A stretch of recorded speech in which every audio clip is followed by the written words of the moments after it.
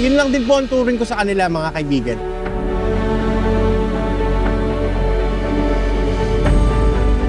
Yung community na nabibuild namin dito sa Turbo Pares, yun din yung isa sa mga pinakamagandang nangyari sa negosyong to eh.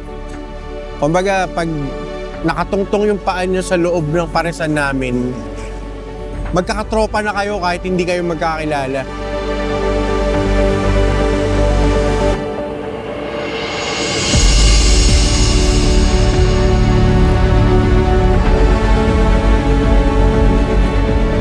Yung natutunan ko dito, kahit pa anong hirap or kalungkutan ang nadarama mo, kapag humarap ka na sa customers, kailangan magbibigay ka ng joy sa kanila.